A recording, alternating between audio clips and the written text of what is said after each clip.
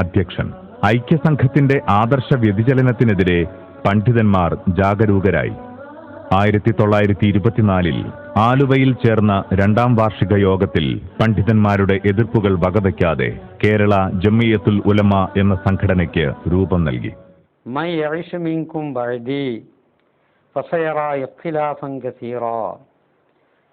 എൻ്റെ ശേഷം നിങ്ങൾക്ക് ജീവിക്കാൻ ഭാഗ്യമുണ്ടെങ്കിൽ ദീനീ രംഗത്ത് ധാരാളം ഭിന്നിപ്പുകൾ നിങ്ങൾക്ക് കാണാൻ കഴിയും. ആ സന്ദർഭത്തിൽ എൻ്റെ ശരീരയും എൻ്റെ സഹാബത്തിൻ്റെ ശരീരയും നിങ്ങൾ മുറുകെ പിടിച്ച് ജീവിക്കണമെന്ന് പുണ്യനബി മുന്നറിയിപ്പ് നൽകുകയുണ്ടായി.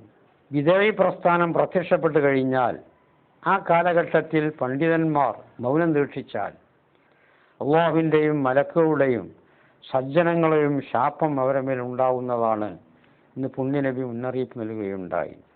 ആ അറിയിപ്പിൻ്റെ അടിസ്ഥാനത്തിൽ 25 കോഴിക്കോട് വെച്ച് അവരെ യോഗം കൂടുകയും സമസ്ത കേരള ജംഇയ്യത്തുൽ ഉലമ രൂപീകരിക്കുകയും ചെയ്തു. 1925 കോഴിക്കോട് സമ്മേളനം നടത്തിക്കൊണ്ട് ഈ പുത്തൻ പ്രസ്ഥാനം മലബാറിൽ പ്രബോധന താവളം കണ്ടെത്തുകയായിരുന്നു. വഹാബിസത്തിനെതിരെ പ്രതിരോധം തീർക്കാൻ ഉലമാക്കൾ തീരുമാനിച്ചുറച്ചു. 1925 കോഴിക്കോട് കുറ്റിച്ചിറ വലിയ ജുമാഅത്ത് പള്ളിയിൽ പ്രമുഖ പണ്ഡിതന്മാരും പൗരപ്രധാനികളും ഒത്തുചേർന്നു. കേരള ജംഇയ്യത്തുൽ ഉലമ എന്ന പേരിൽ ഒരു സംഘടന രൂപീകരിച്ച് പ്രവർത്തിക്കാൻ തീരുമാനിച്ചു. ബേപ്പൂർ ജുമാ മസ്ജിദിലെ മുദരിസും പ്രമുഖ പണ്ഡിതനുമായിരുന്ന KP മുഹമ്മദ് മീറാൻ മുസ്ലിയാർ പ്രസിഡന്റും പാറോൽ ഹുസൈൻ സാഹിബ് ജനറൽ സെക്രട്ടറിയുമായുള്ള സംഘം പ്രവർത്തനമാരംഭിച്ചു. വഹാബികൾ ആദർശ വൈകല്യം പറഞ്ഞു പ്രചരിപ്പിച്ച കോഴിക്കോട്ടും ചാലിയത്തും എടവണ്ണയിലും മഞ്ചേരിയിലും വലിയ സമ്മേളനങ്ങൾ സംഘടിപ്പിച്ചു. വിശ്വാസികളുടെ ഈമാനിനെ സംരക്ഷിക്കുവാനും തെറ്റിദ്ധാരണകൾ അകറ്റാനും ഈ സമ്മേളനങ്ങൾക്ക് സാധ്യമായി. ത്യാഗപൂർണമായ ഒരു വർഷത്തെ പ്രവർത്തനങ്ങൾക്കൊടുവിൽ സംഘത്തെ വിപുലീകരിക്കാൻ തീരുമാനിച്ചു.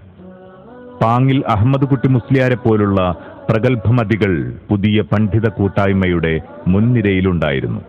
ഈ സാധനത്തിനും ഇവിടെ ഒരു എതിർ വിഭാഗം ഉണ്ടാവും. അങ്ങനെ അല്പകാലം കഴിഞ്ഞപ്പോൾ മഹദൂം തറവാട് ക്ഷയിച്ചു. അത് ക്ഷയിച്ച ആ സമയത്ത് ബഹുമാനപ്പെട്ട വലിയ മഹാനായ വരക്കൽ മുല്ലക്കോയ തങ്ങളാളുകൾ ഏറ്റവും വലിയ ആരിഫും കുത്തുബു സമാനുമാണ്. വലിയ ആരിഫാണ്, വലിയ വലിയാണ്. താൻ എന്ത് ചെയ്തു എന്നാൽ ആ കാലത്തുള്ള മുഴുവൻ സ്വാധീനികളായ അന്മികളെയും വിളിച്ചുകൂട്ടി. വലിയ ദീർഘദർശനം ഉള്ള ആളാണത്തെ. വിളിച്ചുകൂട്ടിയും കൊണ്ട് പറഞ്ഞു, കേരളത്തിൽ പലതും സംഭവിക്കാൻ പോകുന്നുണ്ട്. ഇസ്ലാമിനെ സംരക്ഷിക്കേണ്ടുന്നത് ഈ രാജ്യത്തിൽ ഉള്ള ആരിഫ്യങ്ങളുടെ ചുമതലയല്ലേ. അത് നിങ്ങളെ കൊണ്ട് ഒറ്റക്ക് വഹിക്കാൻ സാധ്യമല്ല. ഒറ്റക്ക് നിങ്ങൾക്ക് നിർവഹിക്കാൻ സാധ്യമാകുന്നതല്ല. അതുകൊണ്ട് നിങ്ങൾ സംഘടിത രൂപം കൈക്കൊണ്ടുകൊണ്ട് ഒരു സംഘടനയിൽ ആയി നിലകൊള്ളണം എന്ന് മഹാനവറുകൾ ആഹ്വാനം ചെയ്തു. 1926 ജൂൺ 26 കോഴിക്കോട് ടൗൺ ഹാളിൽ നിരവധി പണ്ഡിതന്മാർ ഒത്തുകൂടി. കേരള മുസ്ലിങ്ങളുടെ അക്കാലത്തെ അനിഷേധ്യ നേതാവായിരുന്ന വരക്കൽ സയ്യിദ് ബാ അലവി മുല്ലക്കോയ തങ്ങളുടെ പ്രാർത്ഥനയോടെ സമസ്ത കേരള ജംഇയ്യത്തുൽ ഉലമ എന്ന കേരളത്തിലെ ആധികാരിക പരമോന്നത പണ്ഡിത സഭ കർമ്മരംഗത്തേക്ക് കാൽവച്ചു. വരക്കൽ മുല്ലക്കോയ തങ്ങൾ പ്രസിഡന്റും പള്ളിവീട്ടിൽ മുഹമ്മദ് മൗലവി ജനറൽ സെക്രട്ടറിയുമായും സമസ്ത പ്രവർത്തന ഗോതയിലേക്കിറങ്ങി. പ്രധാനമായും 5 ഉദ്ദേശ്യങ്ങളാണ് സമസ്തയുടെ ഭരണഘടനയിൽ തുന്നിച്ചേർത്തിട്ടുള്ളത്. പരിശുദ്ധ ഇസ്ലാം മതത്തിന്റെ വിശ്വാസങ്ങളെയും ആചാരങ്ങളെയും അഹ്ലുസുന്നത്തി വൽ ജമാഅത്തിന്റെ യഥാർത്ഥ വിധിക്കനുസരിച്ച് പ്രബോധനം ചെയ്യുകയും പ്രചരിപ്പിക്കുകയും ചെയ്യുക. അഹ്ലുസുന്നത്തി വൽ ജമാഅത്തിന്റെ വിശ്വാസത്തിനും ആചാരത്തിനുമെതിരായ പ്രസ്ഥാനങ്ങളെയും പ്രചാരണങ്ങളെയും നിയമാനുസൃതം തടയുകയും അത്തരം അബദ്ധങ്ങളെക്കുറിച്ച് മുസ്ലിങ്ങളെ ഉദ്ബുദ്ധരാക്കുകയും ചെയ്യുക. മുസ്ലിം സമുദായത്തിന് മതപരമായും സാമൂഹികപരമായും ഉണ്ടായിരിക്കേണ്ട അവകാശ അധികാരങ്ങളെ സംരക്ഷിക്കുക. മതവിദ്യാഭ്യാസത്തെ പ്രചരിപ്പിക്കുകയും പ്രോത്സാഹിപ്പിക്കുകയും ചെയ്യുന്നതിന് പുറമെ മതവിശ്വാസങ്ങൾക്കും ആചാരങ്ങൾക്കും കോട്ടം തട്ടാത്ത വിധത്തിലുള്ള ഭൗതിക വിദ്യാഭ്യാസ വിഷയങ്ങളിൽ വേണ്ടത് ചെയ്യുക. മുസ്ലിം സമുദായത്തിന്റെ പൊതുവായ ഗുണത്തിനും മുസ്ലിം സമുദായ മധ്യേ ഉണ്ടായിക്കൊണ്ടിരിക്കുന്ന അധർമ്മം, അനൈക്യം, അരാജകത്വം, അന്ധവിശ്വാസം ഇത്യാദികളെ നശിപ്പിച്ച് സമുദായത്തിന്റെയും മതത്തിന്റെയും അഭിവൃദ്ധിക്കും ഗുണത്തിനും വേണ്ടി പരിശ്രമിക്കുക. ഈ മഹത് ലക്ഷ്യങ്ങൾക്കു വേണ്ടിയാണ് സമസ്ത അതിന്റെ പ്രവർത്തനങ്ങളും പദ്ധതികളും ആസൂത്രണം ചെയ്യുന്നത്. അല്ലാഹു അല്ലാഹു അല്ലാഹു അല്ലാഹു 1934 കോഴിക്കോട് ജില്ലാ രജിസ്ട്രാർ ഓഫീസിൽ സൊസൈറ്റി ആക്ട് പ്രകാരം 1-ാം നമ്പർ സംഘമായി സമസ്ത രജിസ്റ്റർ ചെയ്തു. പ്രഗത്ഭ പണ്ഡിത മഹത്തുക്കളുടെ 40 അംഗ മുഷാവറയാണ് സമസ്തയുടെ പരമോന്നത സമിതി. മതവിധികൾ പ്രഖ്യാപിക്കാൻ ഫത്വ കമ്മിറ്റിയും സമസ്തയ്ക്കുണ്ട്. രൂപീകരണം മുതൽ ആദ്യ 2 ദശകങ്ങൾ സമസ്തയ്ക്ക് പ്രതിരോധത്തിന്റെ കാലമായിരുന്നു. ബിദ്അത്തിന്റെ പിഴച്ച വിശ്വാസങ്ങളിൽ നിന്ന് സമുദായത്തെ കാക്കണം. അതിന് പണ്ഡിതന്മാർ രാപ്പകൽ ഭേദമന്യേ കേരളത്തിന്റെ ഓരോ മുക്കിലും മൂലയിലും ആദർശ പ്രഭാഷണങ്ങൾ നടത്തി ആളുകളെ യഥാർത്ഥ തൗഹീദിലേക്ക് തന്നെ തിരിച്ചു വിളിച്ചു. രൂപീകരണ വർഷം തന്നെ പലയിടങ്ങളിൽ സമ്മേളനങ്ങൾ നടത്തി സമസ്തയുടെ പ്രഗത്ഭ പണ്ഡിതന്മാർ വഹാബികളുടെ പൊള്ളത്തരങ്ങൾക്കെതിരെ പ്രതികരിച്ചു. ആദർശ വൈകല്യങ്ങളിൽ അള്ളിപ്പിടിച്ചിരുന്നവരെ അഹ്ലുസുന്നത്തി വൽ ജമാഅത്തിന്റെ സത്യപാന്താവിൽ അടിയുറപ്പിച്ചു നിർത്താൻ സമസ്തയുടെ ഇത്തരം പ്രബോധന പ്രവർത്തനങ്ങൾ കൊണ്ട് സാധ്യമായി. മുബ്തദിഉകളുടെ വെളുത്ത മുഖം മൂടി കൊണ്ട് മറയ്ക്കപ്പെട്ട കറുത്ത തൊലി പൊതുജനം തിരിച്ചറിഞ്ഞത് സമസ്തയുടെ ഈ അവസരോചിത ഇടപെടലിലൂടെയാണ്. സ്വാഭാവികമായും അങ്ങനെ അനിവാര്യമായ സാഹചര്യത്തിലാണ് സുന്നി വിഭാഗം, ഇവിടുത്തെ അടിസ്ഥാന വിഭാഗം സംഘടന രൂപീകരിച്ചത്. അന്നത്തെ പ്രധാനവും പരമവുമായ ലക്ഷ്യം കേരളത്തിൽ ലോകത്തിലെ എമ്പാടുമെന്ന പോലെ നിലനിൽക്കുന്ന ദീനിൻ്റെ യഥാർത്ഥ രൂപം, സുന്നത്ത് ജമാഅത്തിൻ്റെ ആശയാദർശങ്ങൾ പരിക്കേൽക്കാതെ, തെറ്റിദ്ധരിപ്പിക്കപ്പെടാതെ തനതായ രൂപത്തിൽ നിലനിർത്താൻ ആവശ്യമായ പ്രവർത്തനങ്ങൾ നടത്തലായിരുന്നു ലക്ഷ്യം. പാങ്ങിൽ അഹമ്മദ് കുട്ടി മുസ്ലിയാരും പതി അബ്ദുൽ ഖാദർ മുസ്ലിയാരും പറവണ്ണ മുഹ്യുദ്ദീൻ കുട്ടി മുസ്ലിയാരും വാണിയമ്പലം അബ്ദുറഹ്മാൻ മുസ്ലിയാരും വഹാബികളുടെ ആദർശ പാപ്പരത്തങ്ങൾ അതിസമർത്ഥമായി അവതരിപ്പിച്ചത് കേരളത്തിൽ അഹ്ലുസുന്നയുടെ അന്തസ്സ് ഉയർത്തിപ്പിടിക്കാൻ കാരണമായി. രൂപീകരണ പശ്ചാത്തലം വഹാബിസത്തിനെതിരെയുള്ള പ്രതിരോധമായിരുന്നുവെങ്കിൽ പിൽക്കാലത്ത് വെല്ലുവിളിയുയർത്തി രംഗപ്രവേശം ചെയ്ത ജമാഅത്തെ ഇസ്ലാമി, തബ്ലീഗ് ജമാഅത്ത് തുടങ്ങിയ ബിദ്അഈ പ്രസ്ഥാനങ്ങൾക്കെതിരെയും ശക്തമായ മുന്നറിയിപ്പും നിലപാടും സമസ്ത സ്വീകരിച്ചു. അവർക്കുള്ളതായ ഈ വികലമായ ഈ ആശയങ്ങളെ മുഴുവനും പൊതുജനത്തിൻ്റെ മുന്നിൽ വളരെ വ്യക്തമായ നിലക്ക് അതിനെ തുറന്നു കാട്ടി, അതിനെ പേന കൊണ്ടും നാവ് കൊണ്ടൊക്കെ എതിർത്ത് ഇവിടുത്തെ 99% മുസ്ലിങ്ങളെയും ഈ മഹത്താവുന്ന ശരീഅത്തിൻ്റെ പ്രത്യേക ബൗണ്ടറിയിലായിക്കൊണ്ട് പിടിച്ചു നിർത്താൻ സമസ്ത കേരള ജമിയത്തുൽ ഉലമക്ക് കഴിഞ്ഞിട്ടുണ്ട്. അതുപോലെ തന്നെ കള്ള തരീഖത്ത് എന്ന് പറഞ്ഞാൽ സമസ്ത കേരള ജമിയത്തുൽ ഉലമ അംഗീകരിക്കുന്നതായ ഏറ്റവും അതിനുവേണ്ടിയാണ് സമസ്ത കേരള ജമിയത്തുൽ ഉലമ ഇവിടെ നിലകൊള്ളുന്നത്. ഖാദിയാനികളെയും കള്ളത്വരീക്കത്തുകളെയും വിഘടന വിധ്വംസകവാദങ്ങളെയും തുറന്നെതിർക്കാൻ സമസ്ത ആർജവത്വം കാണിച്ചു. ഇത്തരം ദുർമാർഗങ്ങൾക്കെതിരെ സമസ്തയുടെ നിലപാടുകൾക്കാണ് കേരളത്തിന്റെ പൊതു മുസ്ലിം സമാജം അംഗീകാരം നൽകിയത്. സമസ്തയുടെ നിലപാടുകൾക്ക് കാതോർക്കുന്ന സമൂഹമാണ് കേരള മുസ്ലിങ്ങളിൽ മഹാഭൂരിഭാഗവും. ഇന്നും ആ പാരമ്പര്യം നിലനിർത്താൻ സമസ്തയുടെ നയനിലപാടുകൾക്ക് സാധിച്ചിട്ടുണ്ട്. ആദർശ വ്യതിയാനത്തിന്റെ വക്താക്കൾക്കെതിരെ സമസ്തയുടെ പോരാട്ടം കേരളത്തിൽ മാത്രം ഒതുങ്ങി നിൽക്കുന്നതല്ല.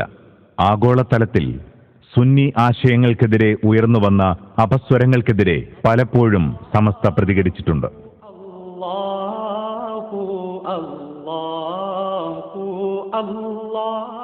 സമസ്തയുടെ സേവനങ്ങളുടെ 2ാം ഘട്ടം വിദ്യാഭ്യാസ പ്രവർത്തനങ്ങൾക്ക് പ്രാമുഖ്യം നൽകുന്നതായിരുന്നു. ഓത്തുപള്ളികളിൽ നിന്ന് സ്കൂളുകളിലൊതുങ്ങിയ മതപഠന മേഖലയുടെ ഭാവിയിൽ ആശങ്കപ്പെട്ടാണ് സമസ്ത മദ്രസ പ്രസ്ഥാനത്തെക്കുറിച്ച് ആലോചിക്കുന്നത്. മദ്രസ നിലവിൽ വരുന്നതിന് മുമ്പ് തന്നെ സഹാബത്തിന്റെ കാലം തൊട്ട് ഇവിടെ പള്ളിയുടെ ദർസുകൾ ഉണ്ടായിരുന്നു. പള്ളി ദർസ് അത് മദ്രസ ഇല്ലാത്ത കാലത്തും ഓത്തുപള്ളികളിൽ നിന്ന് വരുന്ന ആളുകൾക്കുള്ള ഉപരിപഠന കേന്ദ്രമാണ്. ഈ കേന്ദ്രത്തിന് നേതൃത്വം നൽകിയിരുന്നത് വലിയ പണ്ഡിതന്മാരായിരുന്നു. പൊന്നാനിയിലെ മഖ്ദൂമികളായ സൈനുദ്ദീൻ മഖ്ദൂം തുടങ്ങിയുള്ള ആളുകൾ അതിന് നേതൃത്വം നൽകി. 1945 കാര്യവട്ടത്ത് നടന്ന സമസ്തയുടെ 16-ാം സമ്മേളനത്തിൽ ഖായിദുൽ ഖൗം സയ്യിദ് അബ്ദുറഹ്മാൻ ബാഫക്കി തങ്ങളാണ് ഈ സന്ദേശം പങ്കുവച്ചത്. 6 വർഷം സമസ്തയുടെ വിവിധ സമ്മേളനങ്ങളിലും മുഷാവറകളിലും മദ്രസ പ്രസ്ഥാനത്തിന്റെ പ്രായോഗികതയെക്കുറിച്ച് കൂലങ്കഷമായ ചർച്ചകൾ നടന്നു. 1951 വടകരയിൽ നടന്ന 19-ാം സമ്മേളനത്തിൽ സമസ്ത കേരള ഇസ്ലാം മത വിദ്യാഭ്യാസ ബോർഡ് രൂപീകരിക്കപ്പെട്ടു. ലോകത്ത് തന്നെ തുല്യതയില്ലാത്തൊരു വിദ്യാഭ്യാസ പ്രസ്ഥാനമാണ് സമസ്ത വിഭാവനം ചെയ്ത് കേരളീയ മുസ്ലിങ്ങൾക്ക് വലിയൊരു സംഭാവനയായി സമസ്ത നൽകിയിട്ടുള്ള മദ്രസ പ്രസ്ഥാനം. മലപ്പുറം ജില്ലയിലെ ചേളാരി ആസ്ഥാനമായി വിദ്യാഭ്യാസ ബോർഡ് പ്രവർത്തനം തുടങ്ങി. CH ഹൈദ്രോസ് മുസ്ലിയാരുടെയും KP ഉസ്മാൻ സാഹിബിന്റെയും നേതൃത്വത്തിൽ മഹല്ലുകൾ തോറും മദ്രസകൾ സ്ഥാപിക്കാനുള്ള ഊർജിത ശ്രമങ്ങൾ നടന്നു. നാടുനീളെ വാള് പരമ്പരകൾ സംഘടിപ്പിച്ചു. പട്ടിണിപ്പാവങ്ങൾ പണിയെടുത്ത് കിട്ടുന്ന നാണയത്തുട്ടുകൾ ശേഖരിച്ച് ഉലമാക്കളും ഉമറാക്കളും ചേർന്ന് മദ്രസകൾ കെട്ടിപ്പടുത്തു. ഇവ പരിശോധിച്ച് അംഗീകാരം നൽകുകയും ഏകീകൃത സിലബസും പരീക്ഷയും നടപ്പിൽ വരുത്തുകയും ചെയ്ത് വിദ്യാഭ്യാസ ബോർഡ് അതിന്റെ സേവനങ്ങൾക്ക് തുടക്കം കുറിച്ചു. 10,000-ഓളം വരുന്ന മദ്രസകൾ ഇന്ന് വിദ്യാഭ്യാസ ബോർഡിന്റെ കീഴിലായി സമസ്തയുടെ നിയന്ത്രണത്തിൽ നടന്നു വരുന്നുണ്ട്. അതിലൂടെ മുസ്ലിം കൈരളിക്ക് സമസ്തയുണ്ടാക്കിയ ആ പ്രവർത്തനത്തിൻ്റെ മാറ്റം ഇന്ന് കേരളത്തിലെ മുസ്ലിങ്ങളെ ആര് കാണുമ്പോഴും സമ്മതിച്ചു കൊണ്ടിരിക്കുന്നുണ്ട്.